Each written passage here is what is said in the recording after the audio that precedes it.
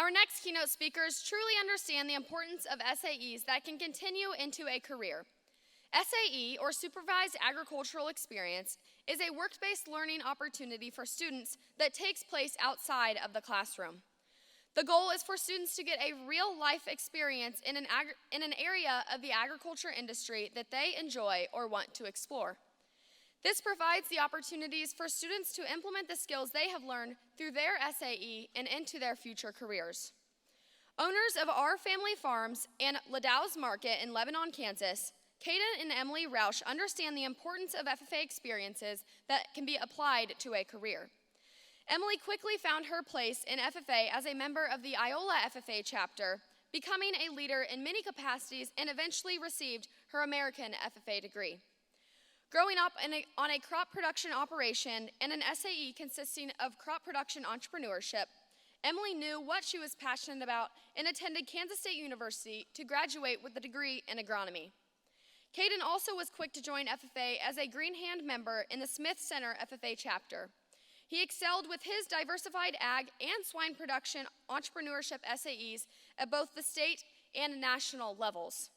Kaden judged livestock at Allen Community College before going to Kansas State University to earn his bachelor's degree in ag business. Since 2015, Kaden and Emily have operated their farrow-to-finish hog operation with their products delivered right to the customer's doorstep. With this growth in their hog business, they recently began operating the grocery store in town, Ladow's Market, and are making a lasting impact on the Lebanon community. Please join me in welcoming Kaden and Emily Roush to the stage as they share their experiences and a few lessons learned with us.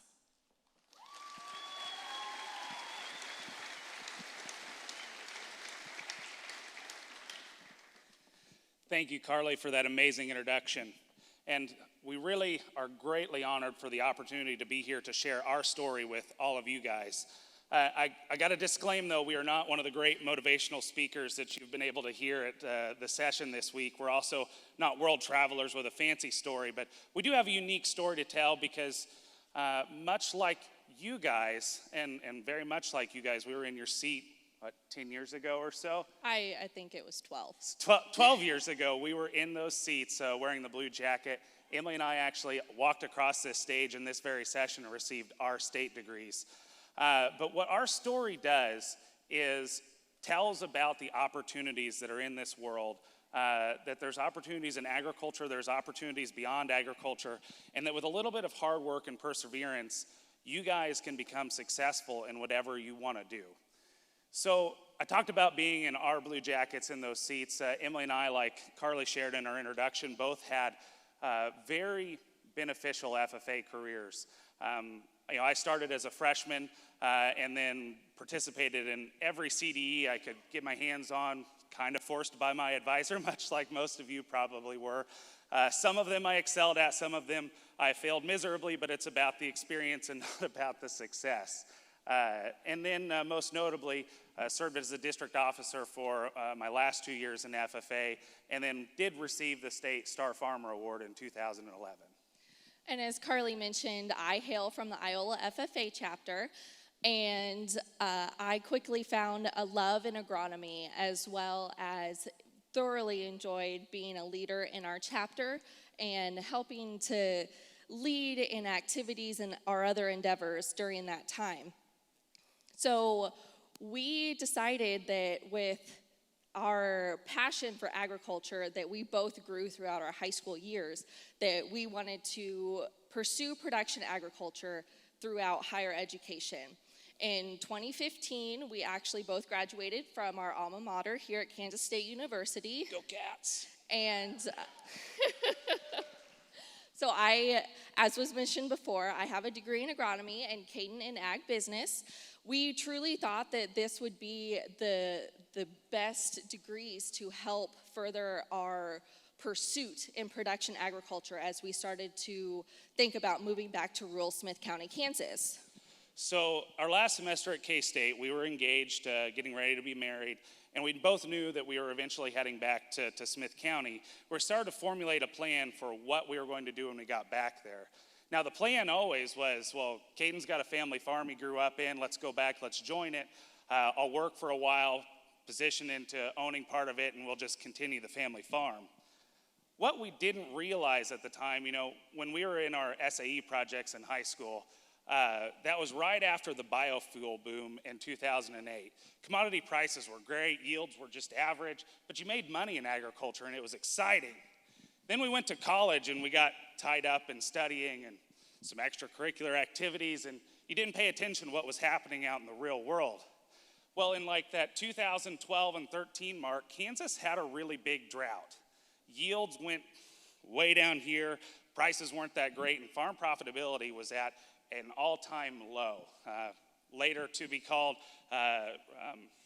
mimic that of the 1980s ag crisis.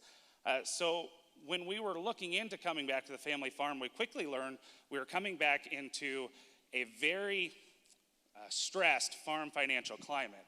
And essentially what that meant is the family farm I had grew up in was big enough to support one household, but it would not support two households.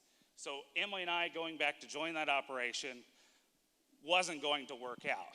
So I did what every good, loving husband would do, and I went and found an off-farm job. I found work at a bank in the town down the road, and I left Emily to do all the hard day-to-day work on the farm. So with that in mind, though, we always knew, hey, we want to be involved in production agriculture, so what do we do that's different? Let's dive off on our own and build something for ourselves. We started developing the thought of what that could be, and I had an SAE in high school that was raising pigs. I'd managed to keep some sows through my college days. And I was like, we like pigs, we're pretty good at raising them, maybe we can grow the hog business.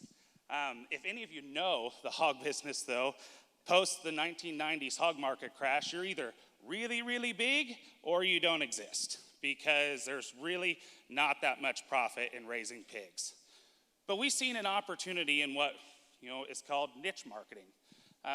Through my SAE, I had found an opportunity to market premium pork because I was finishing my pigs in outdoor dirt lots versus a confinement facility. That premium, we thought, hey, it's decent enough, we should be able to raise a lower number of pigs and maybe still make a decent living doing it.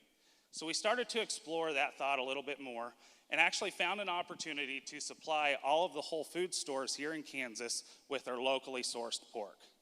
The problem was Whole Foods wanted more pigs than we could produce from our facilities, and they had a welfare standards that we had to abide by that our facilities didn't quite match up to. So that really laid the groundwork for us to build something for ourselves and started building our family farms in 2015 to be able to fill that market. We broke ground in August of 2015, and through a lot of hard work and sweat and tears and blood and help from friends who are sitting in this audience today as your advisors and peers, we actually completed the facility and moved our first pigs in January of 2016. So for the next year, through all of 2016, we were really spoiled. We had this brand new pig facility. We had a great market to sell them to. The cash flow was fantastic. Things were going great.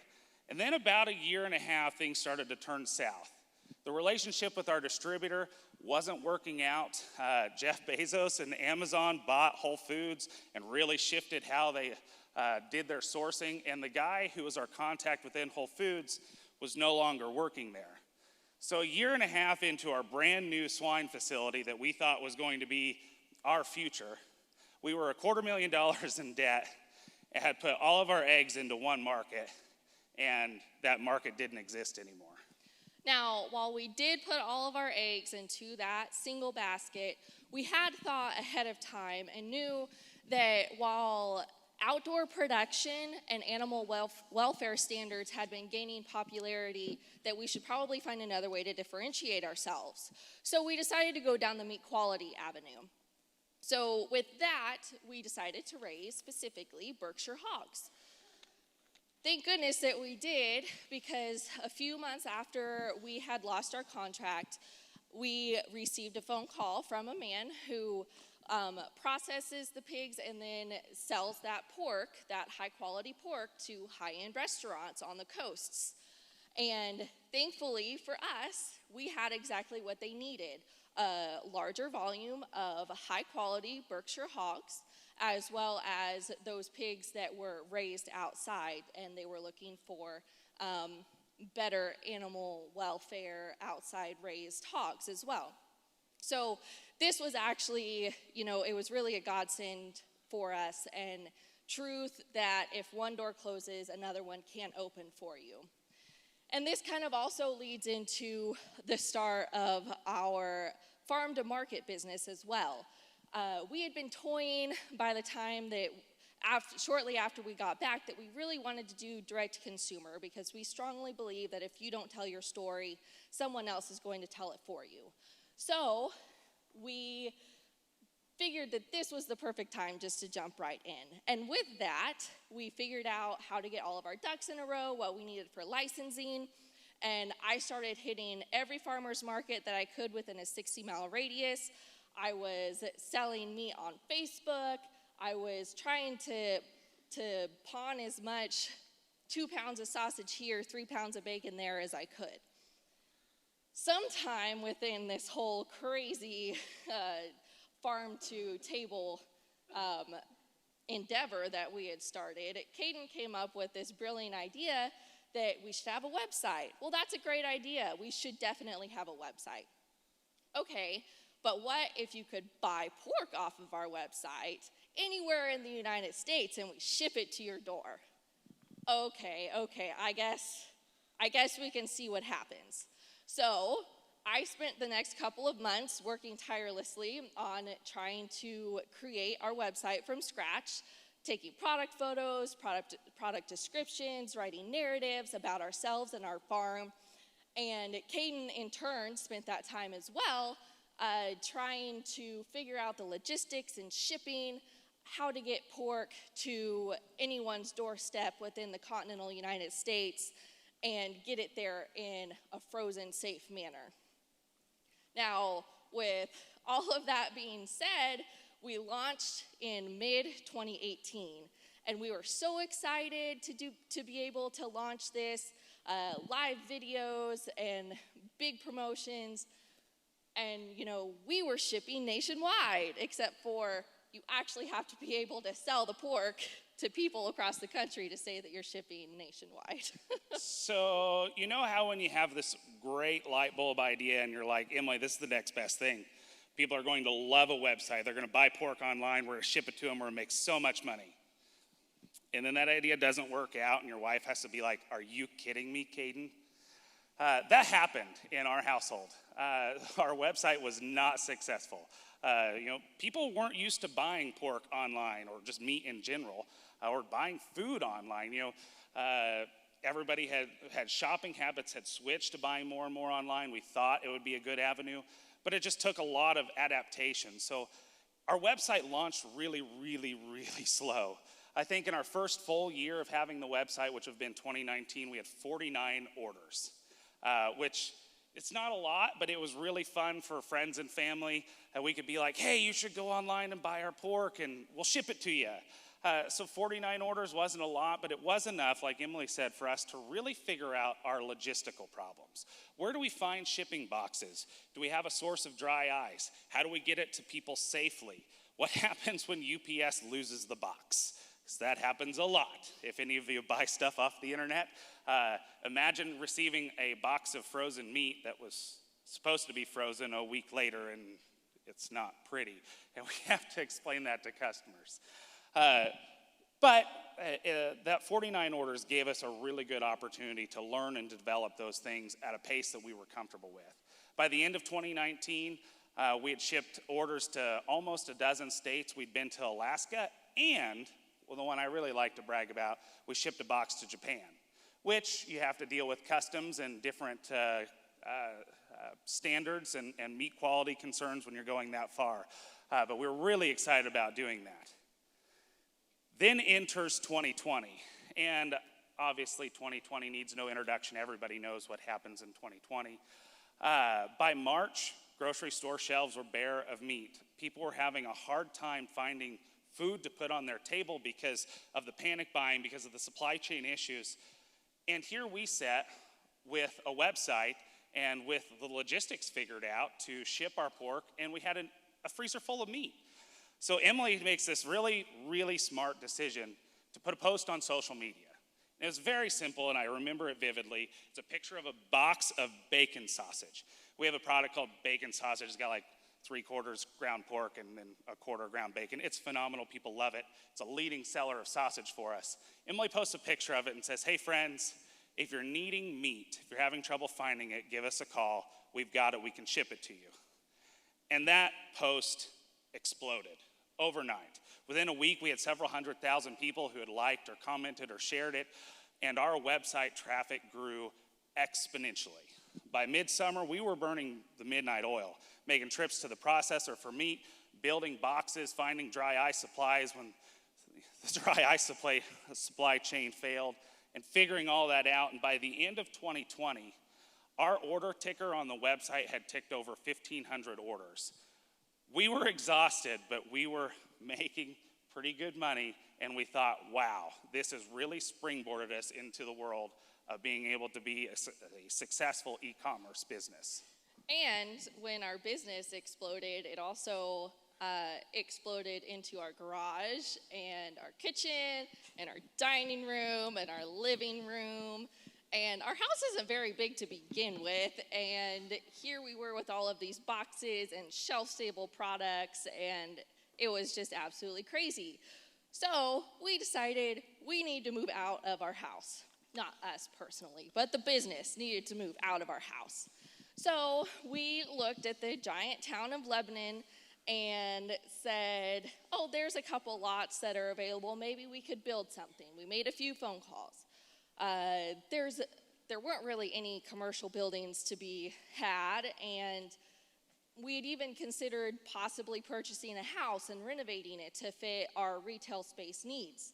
But with all of that, we came up short. There was nothing. Yeah, so just to put things into perspective, and I know a lot of you guys are from very small towns just like Lebanon. We boast 180 people per the last census. If you are standing in the middle of town and walk 4 blocks in any direction, you are now out of town. So when Emily says we looked for lots, she hollered at the neighbor from our house and said, hey, do you want to sell that grass area over there? We'd like to put up a building. But we weren't successful in finding that. So I think at this point in the story, we should kind of dovetail off the Our Family Farms and bring in a different perspective. So when Emily and I first moved back to Lebanon, we were almost immediately bombarded, would be an appropriate word, with opportunities to volunteer and to become involved. And one of those opportunities was to be on the board of directors for a local nonprofit organization that's focused in Lebanon called the U.S. Center Foundation. And they're tasked with the upkeep of town and trying to make it presentable for travelers and promoting it to potential new citizens and the people that live there. We blindly agreed to being on that board, not knowing what we were getting ourselves into. Now, many of you who will return to small towns, I encourage you, be involved. Emily has a really good quote that she likes to say, and every year you get an opportunity to vote once in an election, but every day you get to vote by volunteering and showing what you want your community to be. And I might have butchered that quote just a little bit, but it doesn't matter. Same point. So anyways, Emily and I joined this nonprofit organization, and we have a lot of good times. We've torn down dilapidated old structures. We've refurbished some tourist attractions in Lebanon. Lebanon's a geographic center of the continental United States, so we get a lot of traffic through town. And then one really fun thing that the foundation does is puts on our annual town celebration. When Emily and I joined the board, we helped launch a music festival in conjunction with that celebration. And then it went so well the first year, they said, hey, Kaden and Emily, you want to keep doing that? So now Emily and I kind of co-chair the talent committee and have had a lot of fun over the last couple of years bringing in our favorite country music and red dirt artists to town. If you put yourself out there and help, you can kind of be able to meet people and do things like that. But this nonprofit organization had one more serious issue that they were tackling, and it was an issue before we got on the board, and then this gradually became more serious. And that was about the succession plan regarding our town's grocery store. So in many, many small towns, not just in Kansas, but in rural America, little towns have schools and they have grocery stores, and those are the two hubs. And Lebanon had lost our school back in the mid-'80s. So we had our grocery store. It's our last retail storefront on Main Street. It's really the only thing that gets people coming to town. It's the only thing that we have keeping some people in town. The owners of the grocery store were nearing retirement. They'd already told people that, they weren't planning on continuing it for many more years. The building was worn out, the equipment run down, and sometimes non-functional. And let's face it, grocery stores in small towns just aren't that profitable. So when we were looking at lists of new potential buyers or somebody to come in and take over the store and keep it as a hub for the town, that list wasn't just small. It was pretty much non-existent. So while we had been very active in these conversations and figuring out options that might be able to save our grocery store, we never exactly planned on actually buying it, but very unfortunately, one of the owners had passed away in late 2021, and it kind of accelerated this fear that our grocery store would close. So on February 1st, 2022, we somehow found ourselves to be the proud owners of Ladow's Market in Lebanon, Kansas. Still not really sure how that happened. We had our son about 6 months earlier. I might have still been sleep deprived. So I think it's all a little bit foggy on how it all went down. So imagine it's like a seed. At some point in time, somebody said, hey, I think the Roushes should own the grocery store. And we're like, no, we don't do that. We're not going to own the grocery store. And then a couple towns people walked by and watered it, and you guys would be great owners. It'd be so great and have a chance to save the town. And then that seedling began to grow, and then Emily and I just kind of started justifying maybe we do buy the grocery store. And remember, I was wanting our family farms, this business that exploded in my house and my garage, out of my house and my garage. So we justified it with, we could move it to the grocery store. We could have this storefront.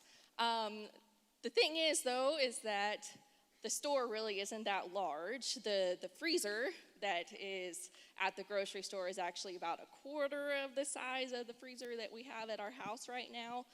So there was a lot of logistical things to kind of figure out there. And in the midst of all of these conversations and learning more about the rural grocery business, we realized that there is a serious issue about rural food security. There's also an issue about getting local foods to people. And to wrap it all up, we were post-pandemic and looking back at all of the supply chain issues that we had.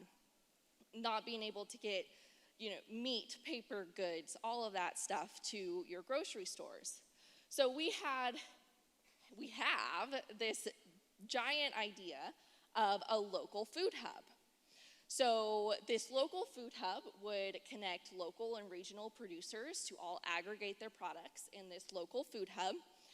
The hub would help to market and move and logistically make everything work on a smaller supply chain level so that when those big supply chains possibly are having hiccups, your smaller supply chain might be more reliable. So with all of that being said, we kind of balled that all together and decided to go after some grants because this was a big idea that costs a lot of money, and we were purchasing a grocery store that didn't really make money. Anyway, so that was how we kind of all got started into the grant situation. And then this past June, a year ago, we learned that we had received a significant amount of dollars from USDA in the form of a grant that would then springboard our brilliant idea of this food hub warehouse into fruition and be able to renovate our grocery store into what it should be and can be as well as a physical retail warehousing location for our family farms and get it out of my garage. So when this project comes to fruition, and you can see the picture up here on the screen is kind of some rough drawings of what we'd like it to become. So the main here with the two Ladow's logos, that's the existing building, and then we've actually since acquired the building to the south of us to move our cafe that's kind of a part of the grocery store into. And then on the north, we've got our warehouse. Now the warehouse is going to be a 4,200 square foot expansion to the existing buildings there on Main Street of Lebanon. Most of that's going to be refrigerated and frozen space. Like Emily said, we have to get a place to get our family farms out of our garage. It doesn't belong there anymore. And I want to use my garage for garage things, like working on cars and keeping tools and tinkering and not boxing meat orders. So we very happily broke ground on that warehouse just this past Tuesday. There's going to be a wash pack station in that warehouse so that local produce producers can pick vegetables out of the field and come in, wash them and package them for retail. We're also going to have a butcher room that's a part of that so that we can knock down boxed primals in-house, whether it's for our own business or for the grocery store. And then most importantly for our family farms' meat business, an order pack area where we can have designated packing stations to put all of those e-commerce orders together and then get them out the door on the national shippers. On the grocery store side of things, we are planning to overhaul the whole main floor of that building. It was in poor shape, like I mentioned earlier. We're replacing every ounce of refrigeration and freezer in that store with newer energy efficient models. We're also replacing flooring problems and renovating and restoring the storefronts, which if you noticed in one of the early pictures, they're pretty run down and have a lot to be desired from a street appeal. So we brought some historic renovators in, and they're going to bring those storefronts back to what they would have looked like back when the buildings were built in early 1900s. So we're very excited about this whole project. It's just getting off the ground in terms of the work that's being done. And when it is completed, we're expecting a completion date of late October of this year. Our goal is to position all of this on Main Street of Lebanon to become a regional destination for locally sourced produce and meats. We want people to travel to us because we have stuff they can't find other places. We have local produce from their friends and neighbors, and they don't have to go to their friend's farm to get it. They can come here because we're aggregating that in our food hub warehouse. We're really excited about that because at the end of the day, what that should do is provide a stable cash flow for that grocery store to stay in our community.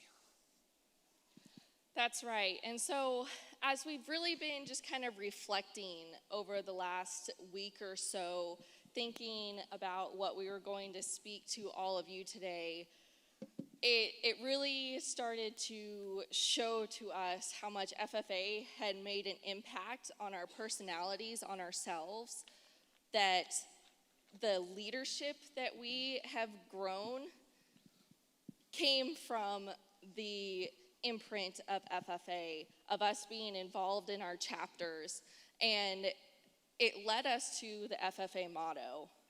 And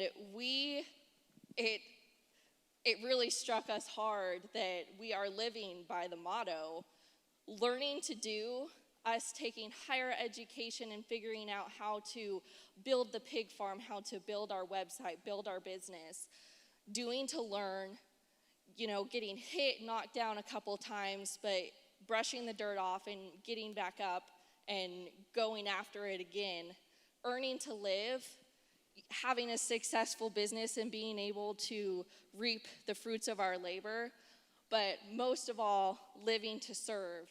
And this is what truly means the most to us. We believe that everybody has a higher calling and a higher purpose, and ours is to serve our community and to make it better. So in conclusion, what we want to leave with you guys is our inspiring story about how we really didn't start with a lot, but with that hard work and that perseverance, we made it through. And as Emily said earlier, one door closes, one door opens. Opportunities will present themselves, and if you guys are looking for them and ready for them, you can jump on them and do successful things like we have. And I just really encourage all of you to think about this FFA motto and apply it to your lives and your communities. Because if there's one thing Emily and I have learned in our 12 years of being out of high school, is that rural America, small town America, is starved of doers. It's starved of young leadership, of people willing to step up and make a difference. And people just like you guys, people just like us 12 years ago in your seat, can do that. Just step up and make a difference.